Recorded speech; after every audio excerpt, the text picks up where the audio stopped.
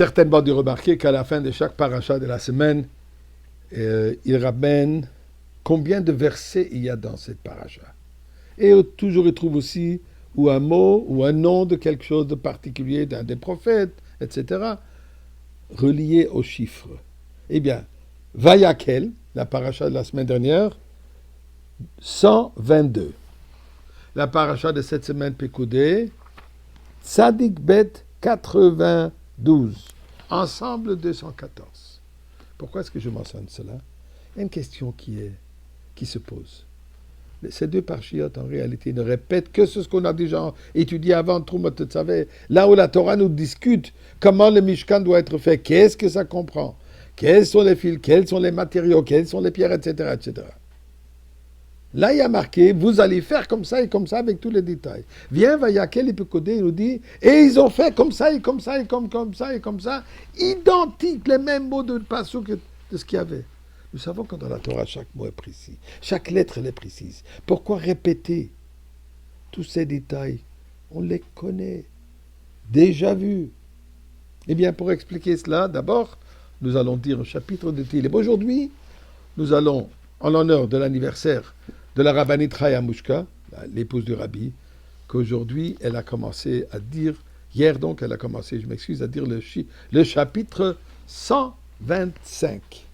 Koufrafé, disons-le ensemble.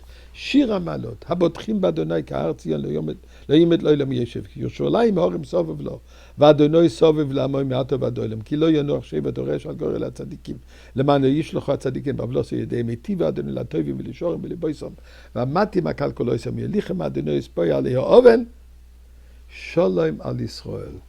Quel beau passouk de terminer avec. Shalom al Israël, la paix sur tout le peuple juif. C'est ça ce que nous prions, c'est ça ce que nous attendons, et c'est ça ce que nous savons que nous allons recevoir.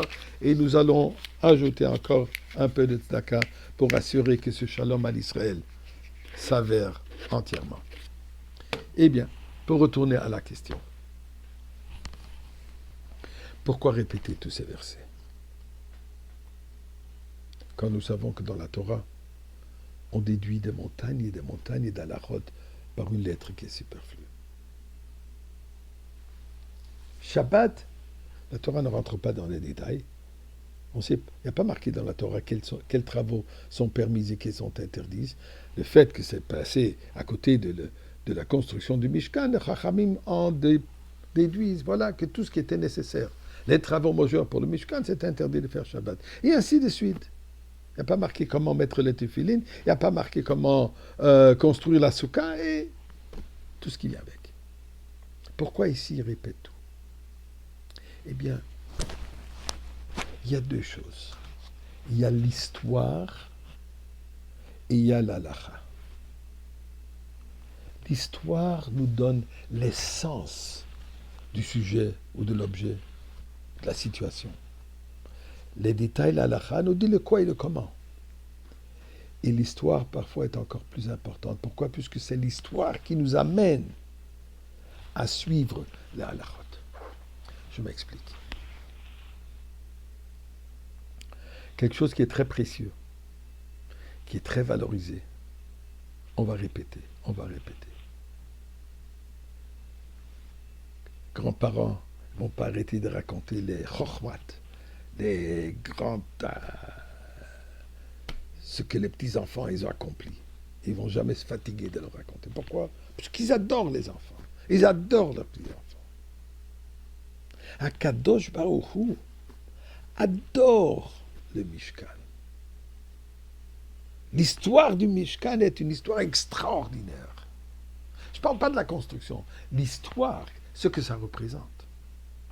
Le peuple juif a péché du veau d'or tout de suite après, moins de 40 jours qu'on a reçu la Torah. Dieu dit alors à Moshe Rabbeinu, je vais pas les tuer comme je voulais faire. J'accepte ta demande. Mais sache que ce péché, cette tâche restera toujours. À chaque fois qu'il y aura d'autres tâches, cette tâche va s'ajouter. Vient le Mishkan. Vous dites au début de la paracha, et les Pekouté à Mishkan, Mishkan ha'edut.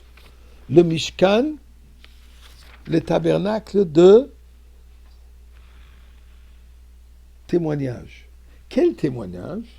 Eh bien, nos Chachamim nous disent et doute l'Israël cheviter lehem akadosh baruch hu al maaseh hagel. Ça, c'est preuve que Dieu a pardonné pour le péché du veau d'or. Donc, le Mishkan représente cette fusion absolue, totale entre Dieu et le peuple juif. Le pardon complet que Dieu fait au peuple juif. Pour Dieu, c'est la chose la plus précieuse. Il n'y a rien de plus précieux pour Akadosh Baruch Hu qu'être proche de ses enfants. Et il n'y a rien de plus précieux pour nous qu'être proche d'Akadosh Baruch Hu.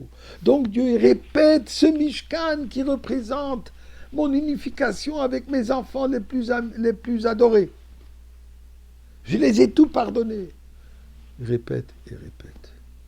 Et nous faisons la même chose. On répète et on répète la demande à Kadosh Baruch Hu. Donne-nous déjà le Beth Amikdash.